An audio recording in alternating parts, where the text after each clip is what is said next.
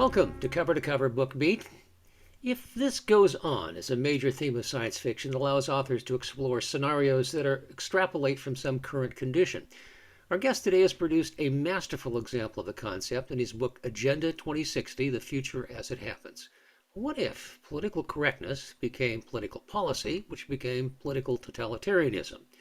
The author writes this about himself, and I love this. He was born in New Zealand at the bottom of the world, escaped by joining the Navy at age 16, jumping ship into journalism in Australia. Whatever voice made good, thank you for that. And writing penny dreadful mysteries and advertising copy to earn a ticket to the beckoning world of London and Paris at the age of 21.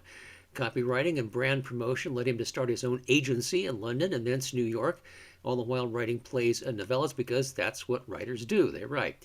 After 3 decades of procrastination, including making the world's best Syrah wines in 2006, and he says, yeah, really, and show running $2 billion property IPOs, he decided to take himself seriously in 2013 and get down to the business of writing full-time. He is an award-winning screenwriter as well. Kirkus Reviews calls Agenda 2060 a first-rate satire and a laser-focused, irresistible lampoon of woke culture. In fact, one reviewer on Goodreads summed it up by saying this book cancels the cancel culture. The author here for this project goes by the pen name A.I. Fabler, and we are delighted to have him as our guest by Zoom from his home in New Zealand. Welcome. Thank you for having me. Yeah. Now, I have been interviewing authors for more than a dozen years, approaching 800 total interviews. I have never, ever taken so many notes as this book. This is, I would call it dense in the best possible way, as the ideas to page ratio was just off the charts.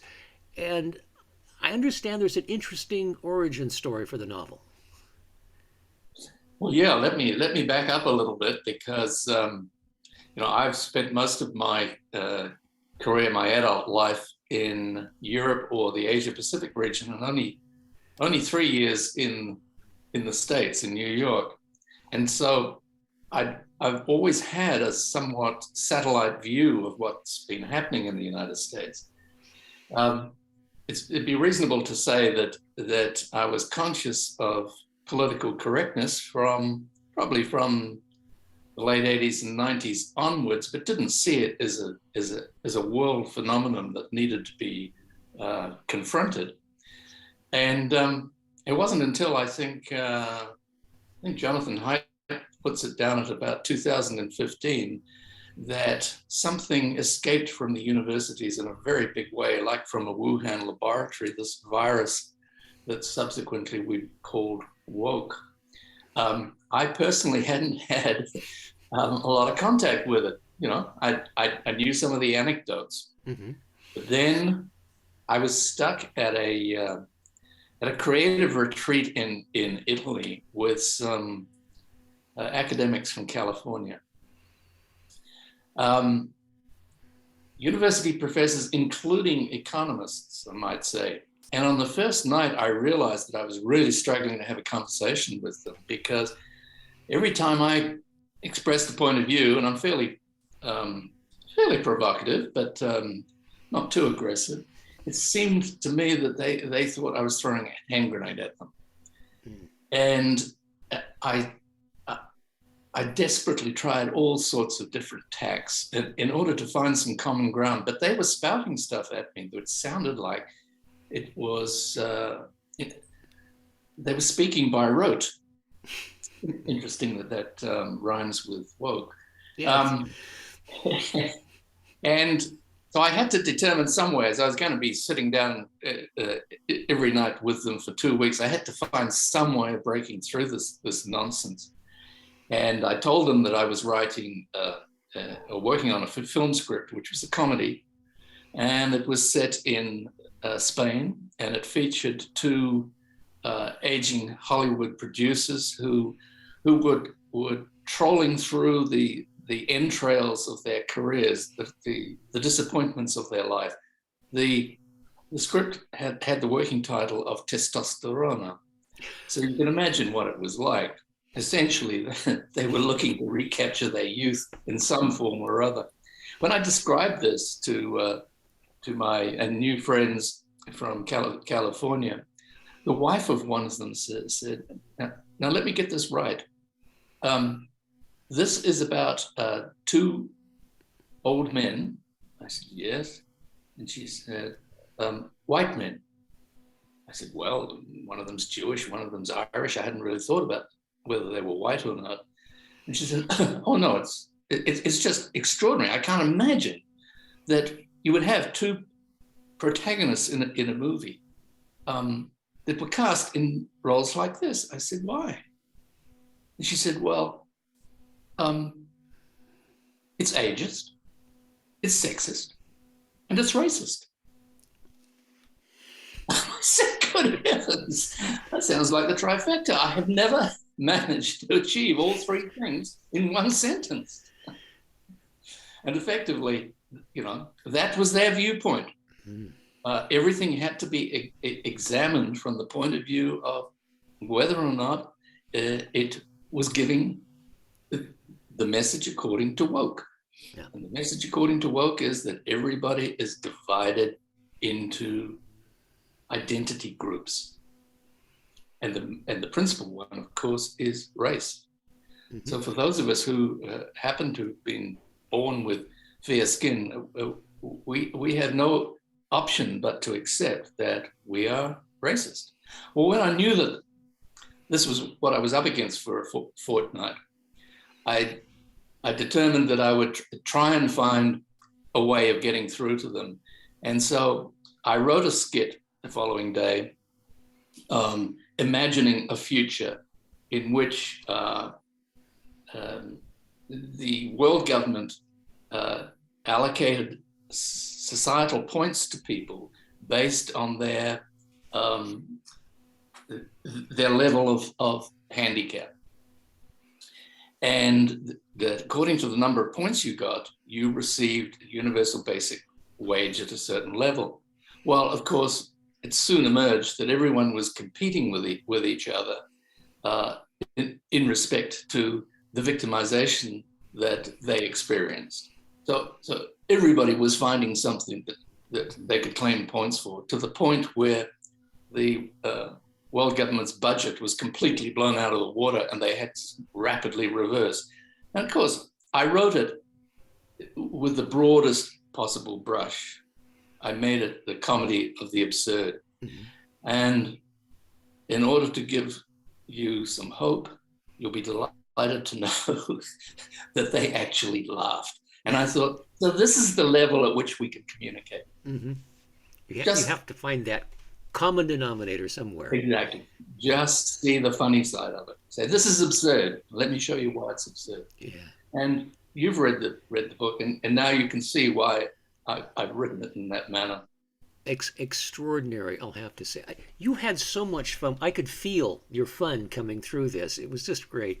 I think one of the things I had the most fun with was your titles of agencies that you used for the government. I made a list of them here. It's really quick. It's the Lineal Progression Office, the Department of Equity and Social Justice, my favorite, the FIB, the Federal Interrogation Bureau, the Subcommittee of the Community Caucus on Cultural Inclusivity, the LGBTQI Action Brigade, and this one, the Department of Truth and Public Guidance, which I think owes something to 1984's Department of Truth, perhaps. Yeah. The Agenda Implementation Tribunal and the Social Equity Agency. It's magnificent. You really had fun with this. Well, it's not difficult. I have to tell you. When I got back from Italy, I worked up some of the ideas as skits, and I read them to friends who are in my beta reading group, and they said, "Fantastic! It's fantastic." But are you going to turn this into a series of humorous essays, or are you going to build this into something better? And I said, well, if I can find two characters to carry the theme forward, and if I can make those two characters gradually grip the reader, then it can turn into a novel. It took me possibly 3 months in order to get all the subjects that I wanted, and to have the ideas for a trend, because I'm used to writing TV skits. It took me another 6 months to decide, yes, we can turn this into a novel length form. How long did it take you to actually write once you sat down at the keyboard? Because it's so perfectly formed that it seems like this is a big effort. Less than a year. Really? Wow. Yeah. Yeah. Well, that means the ideas were flowing constantly, which is a good thing. Well, bear in mind that I'd given myself permission to be completely unrestrained. Mm-hmm. Now, if this was a polemic, and there are many of them, examining the effects of wokeism and postmodernity and critical thinking as it is emerging out of the universities and into the media and corporations, and particularly and most dangerously, I believe, into the upper echelons of bureaucracy, then I would have had to be very, very considered in what I wrote and what I researched. I didn't have to be that, because here I'm writing a satire. And also, those other things are pretty damn boring, I will have to say. I've read some of them. This was a romp from the beginning to the end. And I think one of the things that got to me, and I started again as I take notes, telling details, some of the little pieces you just kind of tossed in, throwaway lines that carried huge meaning. And I want to read you a few of them here, because on page 1, you have rage purged from his mind by cognitive therapy. That sets the stage for the whole thing. Oh, it's that kind of a novel. Other pages, tongue-tied for fear of using an unacceptable word. My favorite, facts lie, facts make fascists. Just totally absurd, and that's wonderful. The other thing that you got 9 officially recognized variations in gender. Mathematics banned from the education system because it relies on logic and quote outdated modes of thinking. Every call monitored and recorded. You've got college dormitory supplies laced with oxytocin to include groupthink. Books burned except in regular. I mean, it's the whole ball of wax. I've never seen it carried out to this wonderful melange that you have done here. Well, I had fun, as you could tell. Yeah. I think one of the criticisms that crops up occasionally is that when I find a little sidebar or a deviation that interests me, I tend to follow down it, and that particularly applied to mathematics, because of course the lead protagonist is a mathematics professor who gets cancelled for the reasons that you've already outlined. But I'm not a mathematician, but I do read philosophy, and I read Bertrand Russell on the subject of mathematics and logic, and it was so lovely, so lucid and clear that I thought, I've got to get this in, because this is really what we're talking about here. With it, when we examine this subject, we're talking about what is rational, what makes sense. What can be shown empirically to be true, and how can it possibly be that relatively intelligent, well-paid academics are willing to completely bury that and turn to if you like, the abrogation of truth. Mm-hmm. How do they get down this track? Because they're afraid for their jobs if they don't have tenure. That's my thought, anyway. That's maybe one aspect of it. There's a quote that I absolutely love it. I haven't run across this before, but you say, education as a political weapon could not exist if we respected the rights of children. If we respected the rights of children, we should educate them so as to give them the knowledge and the mental habits required for forming independent opinions. But education as a political institution endeavors to form habits and to circumscribe knowledge in such a way as to make one set of opinions inevitable. That's a magic quote. I'm glad you found that for us. Yeah, well, that's Bertrand Russell, and that would be around probably 1914 or 1913. There's so many wonderful bits in this. You tackle pretty much everything. One of the nice sidelights is you talk about green energy and the fact that we're all going to be saved by wind and solar, and yet wind only blows 30% of the time and solar only 34% of the time. So we're going to need hydro, nuclear, coal-fired, whatever else to keep the electricity flowing. Keep the electric cars going. Yes. Yeah, well, this is peak energy. I mean, this is the debate that is unfortunately skated over too easily in the public domain. I personally believe that we are getting very close to nuclear fusion as opposed to nuclear fission, which is the clean nuclear energy. And that'll be capable of providing us with small plants that can be dotted throughout the world according to the size of the nearest conurbations, rather than having giant nuclear reactors as we've had previously that were then distributing over nationwide grids. Mm-hmm. So I would think that this will be a reality by 2030. Politicians, of course, what comes out of their mouths is designed to buy votes. Whatever they say, it's simply to buy votes. Possibly the war in Ukraine and the current oil spike is going to bring a little bit of sanity into energy planning for the next few years. And that may well get us through to around about 2030 and nuclear fusion. I'm an optimist. As my friends say, from your mouth to God's ears on that one. That would be so nice if that happened. Yeah. One of the things I love are authors that send me to the dictionary or further reference books. And by the way, you get extra bonus points for getting tintinnabulation on page 2, reminding me to go back and reread Poe's Bells again. I had a teacher back in high school more than half a century ago who did an awesome live performance of it, let you hear the sounds, how that echoed the sounds of the various bells. So thank you for that. It's a wonderful onomatopoeic word, isn't it? It is a beautiful one. It is indeed.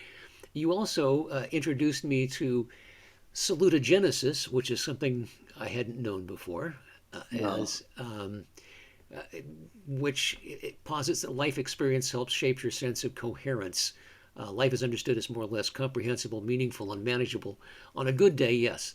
But well, this is really simply another more technical term for the wellness movement. Mm-hmm. And the wellness movement is very fashionable at the moment. And I think it's got a lot of things to recommend it, by the way, because I'm pretty convinced that hypochondria is the largest disease in the Western world. Amen. Yeah, just all you have to do is walk in a drugstore and look at the rack after rack of competing brands for pain meds or whatever.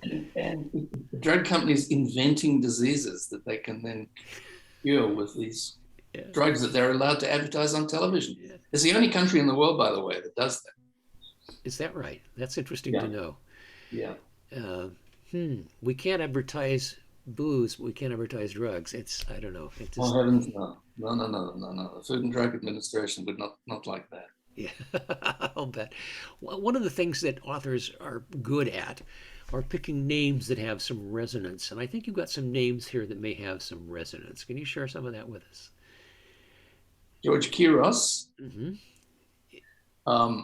For me, the main achievement of the book is that I get through to the very last chapter before I have a go at George Soros. Mm-hmm. And then I have the pleasure of putting words in his mouth because I've interfered with his brain so that he can only tell the truth. And really, I think that the whole book can be summed up in the interview that Alexa Smythe has with George Couros at the Potsdam summit at the very end of the book. So if you said to someone, does AI Fabler have any politics, or does he just poke the borax at everything in life and leave you to come to your own conclusions? The answer is that I did start to show politics when I was interviewing George Couros at the end. And of course, you'll know because I made at least 3 mentions of H.L. Mencken. Yes, So, I did. And I like the fact that I looked up what Kairos means in the dictionary, and it means like lord or leader or something, something of that nature. So I think you're having some fun with some of the meanings as well. For instance, Jordan McPhee, Jordan means to descend, as in the River Jordan flowing down. And I thought that was a pretty interesting thing for him being a mathematics professor. yes, and I think Jordan Peterson would quite like him as a character. Hmm. Um, the other one that I used was Will Portico, Hmm. which is Will being Bill and Portico being a gate. Oh, Bill I had Gates. not deciphered that. Thank you for that one. I, I was, however, able to. Let me see here. I got my note. The stand-in for the inventor of Facebook. You did a rather fun thing with Zuckerberg, changing it to Suckerville. Well, I I must admit that at that stage, I did not have a Zuckerberg, and for that matter, the other tech oligarchs in my sights as being probably the major evil that we are currently dealing with in society. I Mhm. saw them as a threat at the time that I wrote this. This was 2019, but I didn't see them as the evil that I now see them as being.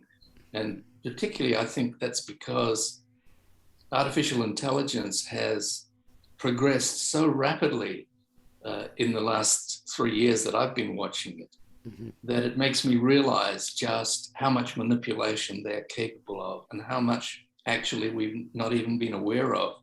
Yeah. Um, 2017 was a watershed year in the United States.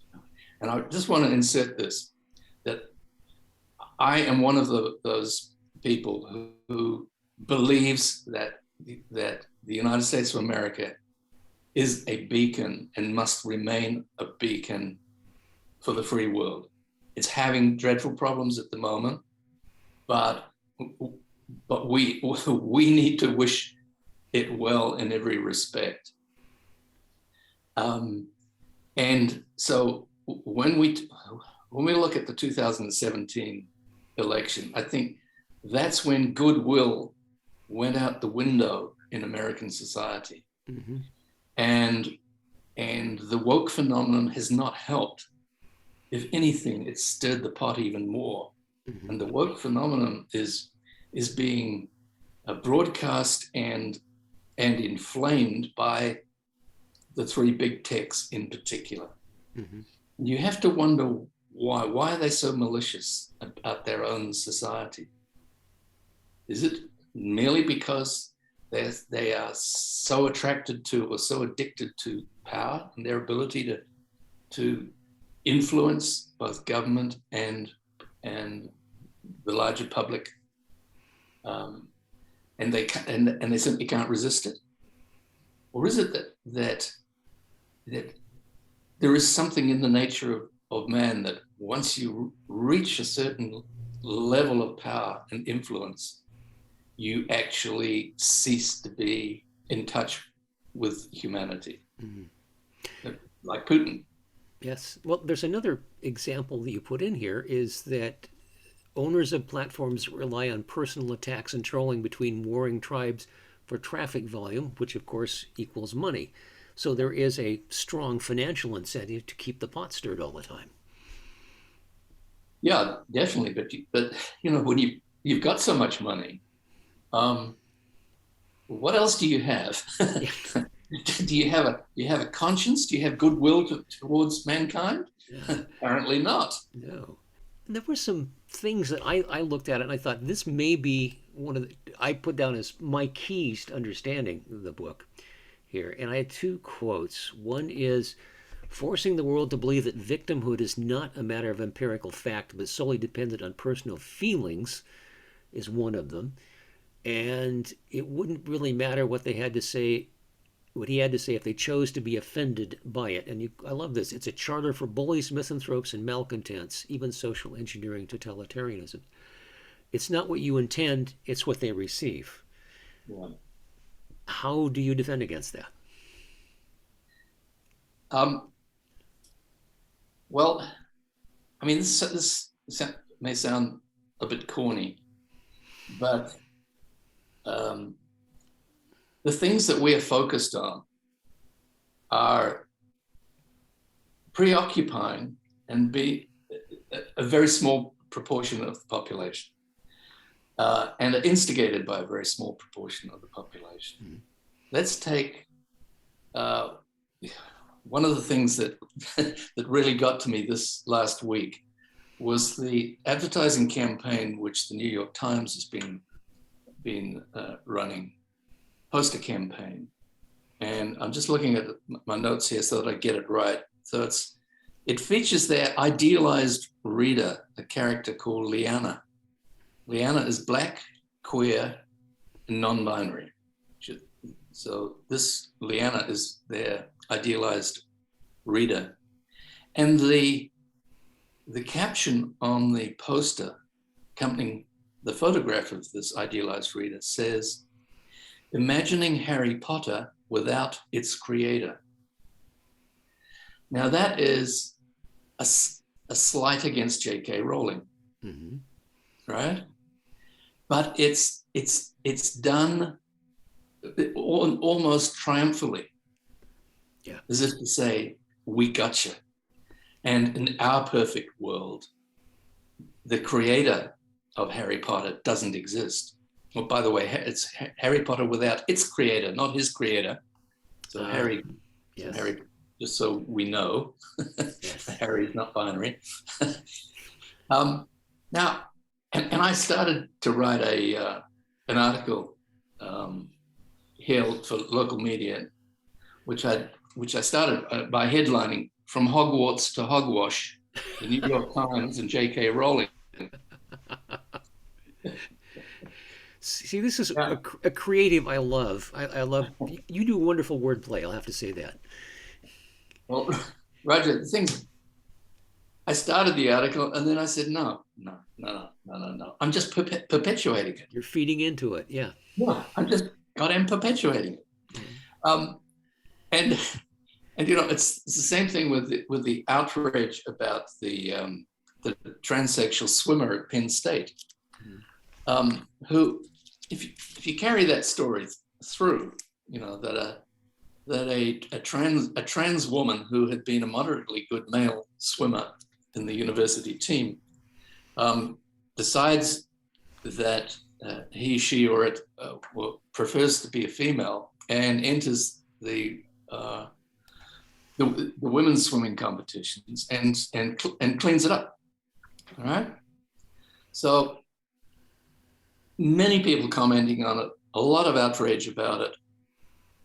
And again, I thought it's not something that actually I want to bring myself to write about, because that person, that trans female, who represents 0.0001% of people in the Western world, why is it occupying 10% of the media?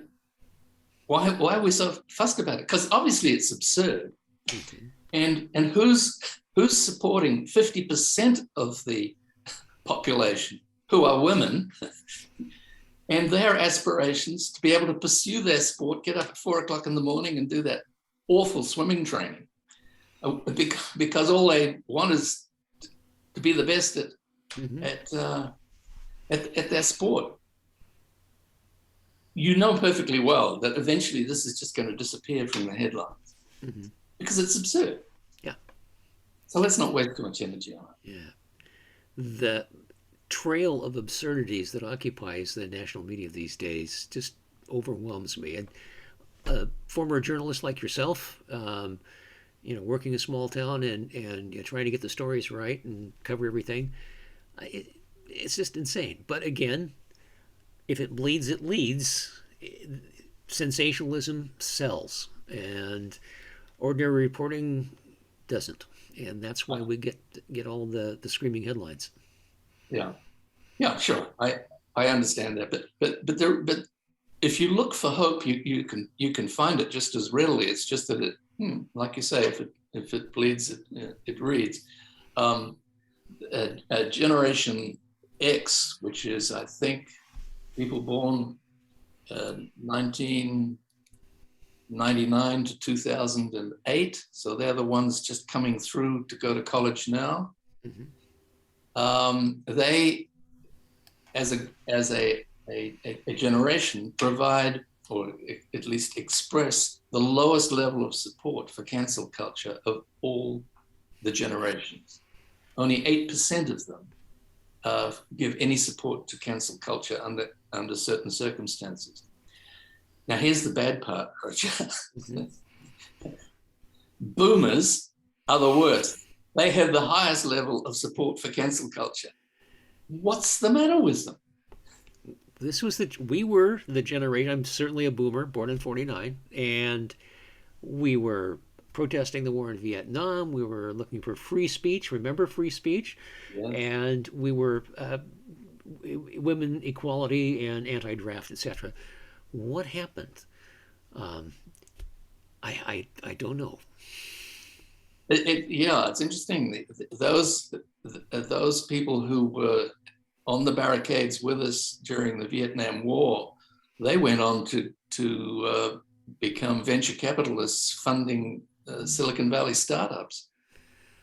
They may well be the enemy now. And that's true. That is true. We got co-opted, or some of us got co-opted anyway. Yeah. But again, you point out the minority that has the power to sway the opinions doesn't necessarily reflect those of the people who actually live the lives. I am confronted or comforted by the fact that more and more I see, at least in the state of Oregon where I am from, that the number of unaffiliated voters is now higher than one of the parties and closing in on the other. I consider myself to be a militant moderate and a pox on both their houses, as it were, because neither one, they've separated so far into the far right and far left, alt-right and alt-left, that they've lost me. Yeah. But can independents get voted in? In our particular state, there is a very popular state legislator who renounced her party and is running as an independent and has the largest campaign chest of anybody at the moment. And her name is Betsy Johnson. She's running for governor, and I think she's got a real shot at it, which would be a breath of fresh air. Well, the two-party system seems to have a firm grip throughout the Western world, doesn't it? Certainly, in Australia, New Zealand, the United Kingdom, Canada, the United States, the two-party system has had the biggest grip. We have a thing called proportional representation here in New Zealand, and it's been in operation now for, I think, like 15, 16 years. And people complain about it because they say that the people who get in through small parties are all nut jobs. Well, what they really mean is that they don't want any interruption to their domination of politics as a supporter of one of the two major parties. And so there's not much prospect of an alternative party coming into power. Although we took the model from Germany, and you know what Germany does every time they have an election? They spend a year trying to work out who's actually going to be the prime minister. Yes, it is indeed. And I don't know if slowing down the process is helpful. It may be. Who knows? Well, if you believe that less government is better government, then it possibly is. Yeah. I mean, look back at our lives, Roger, and think where we were in what would you regard as the heyday? The 1990s, perhaps? Yeah, though the conservatives in this country hail the 1950s is when they were in complete control, and people were post World War II, the GI Bill. A lot of people got educated. A lot of people had the 2.3 kids in the house with a picket fence and whatnot. But it was also a time of Jim Crow laws in the South, so it wasn't as perfect Yeah, as they like. exactly. And you had to drive interstate to buy a condom. Yeah. Um, I think on balance, what Martin Luther King achieved and the period of relatively prolonged peace after the Vietnam War was a time when we could mostly say things were fairly harmonious. Now, the people who can remember that are mostly in positions of some influence in society, are they not? Mm-hmm. I remember in particular having an almost euphoric sense of the wellness of society as a result of participating in the Martin Luther King marches. I was lucky enough to be able to go on one, and I have to say that camaraderie. It's apparently unacceptable to say it now, but everyone was colorblind. Yes. That they may have been in the majority black, but everyone was colorblind. Mm-hmm. It's the way France used to be after the war, and why so many black American musicians went to live in France, because they felt so much more comfortable. Nina Simone and others, and Sidney Bechet. And think of Paul Robeson leaving America and going to Russia of all places. But I remember that period when there just seemed to be a lot of goodwill, and what I abhor at the moment is the absence of goodwill in any discourse. I mean, you and I are having a conversation whereby we have no vested interest in trying to negate what the other person is saying, but so often the political dialogue is intolerant and hostile. Mm-hmm. Why? Because those are our fellow citizens. Yeah. Part of it, I have one explanation for it, and this is, at least on the national level in the United States, it has become, they don't socialize together anymore. They are in their offices, they make their speeches, they run home on the weekends and they raise money all the time. It used to be, and I remember, I'm trying to think of the name of the columnist in the New York Times, who's, or it was the Washington Post. Her father was Hale Boggs, who was the chair of the one of the big committees, big Democratic, and he would fight with the president, and then they'd go have coffee together. Wow. That personal relationships are gone now, and everybody is doing a zero-sum game where in order for me to win, you have to lose, instead of thinking of making the pie bigger. Yeah. Well, I can certainly see that, recognize that in politics, but why should it be like that in civilian society, which has become uncivil society? Yeah. It's the demonization of your opponents. They aren't human, and therefore you can say whatever you want to them. But doesn't that mean that those people are not secure in their beliefs? I absolutely believe that, yes. Right. Okay. And could it be because all of the institutions that we have relied upon for civil society for the last 100 years have been broken down, starting with the family, and going on to obviously the church. The church had a much bigger role in society. Whatever you think of religion doesn't really matter. At least they had a stabilizing role in people's lives, and they were a gathering place for people, brought them together. And many of our institutions that may have had, God forbid, statues of George Washington at the front door have been attacked and the statues pulled down. and these were all civilizing influences in our society, and now we don't have it. Now we are a secular, godless society. I incidentally am not religious, but I think that a secular society is missing something, and the thing that it's missing is faith and good manners, which can underpin people's existence. And without them, they seem to be behaving badly. Science fiction author Robert Heinlein says the first sign of decay in a society is the lack of good manners, and I think he was correct in that. There's one other influence that occurs to me, and that is the fractionalization of society in the form of our technology. When in the 60s, 50s, when I was growing up, there were 3 television networks. There are now zillions of them. There were magazines like the Reader's Digest and Life and Time that were on everybody. We had commonality of information coming in. And now we have all our little echo chambers that we go listen to only opinions that reinforce what we already believe. So that's the divisive side of it. Yeah. And of course, the news readers weren't reading opinion pieces. They were reading the news to us. Mm-hmm. If the news was Bob Morrow from one of the next network shows that I used to hear about being listened to in London, mm-hmm.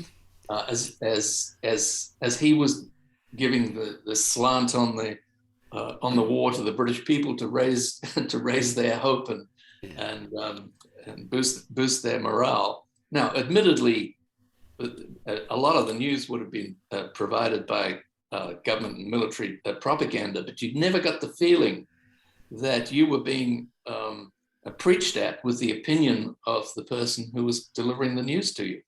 Now, you can't get any news. It's all opinion. Yeah.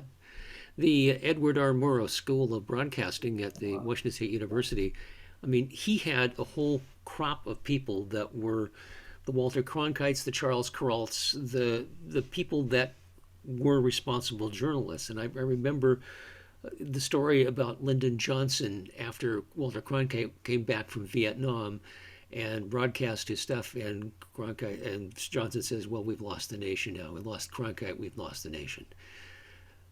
We don't have that trust anymore because they're not acting like that anymore. No. Well, I guess that's the corporate ownership of the media that's responsible for that. Yeah. Although, it was always owned by somebody, wasn't it? It was indeed. I suppose we were having so much fun. I suppose we should wander back to the book itself. Right. And you're a screenwriter. Have you done a screenplay for this? No, I don't. I've got a follow-up book coming. Which is Agenda 2060, book 2, The View from Space. Ooh. It was the first book, Agenda 2060, The Future as It Happens, ends with Alexa Smythe taking off for Mars, mm-hmm. To try and meet up with her banished father. And of course, that leaves the reader hanging. So then I had to bring Alexa back from space. And she's arrived back from space. She's about 60,000 words into her homecoming in the follow-up book. And she's bringing really good news. Oh, excellent. Really good news about infinity and the possibility that we will find faith in infinity. Well, if this ever gets made as a movie, I just hope you play Jordan's part. You would be perfect for it. I see Jordan as being rather tall and taciturn, and particularly good at sports. I'm past that stage, I'm afraid. Okay, great. We want to mention website, blog, anything that we want to pass on to the listeners. Yeah, thank you for that. So Agenda 2060, The Future as It Happens, is written by A.I. Fabler, which is me, that's a pen name. And it's available worldwide through Amazon Books in paperback and in Kindle and ebook. Extraordinarily competitively priced, I have to say, Roger. I was hoping that it would be so popular that I could jack the price up by now, but it's only been out for 2.5 months. Yeah. And of course, we do have a website which is just agenda2060.com. And I love to hear from readers, because a lot of them have little snippets which just leave me rolling around on the floor with the insanity of the world. Yes. Absolutely. Well, you have been extraordinarily generous with your time today and extraordinarily thoughtful in your writing, and I thank you very much for being with us today. Very nice to talk to you.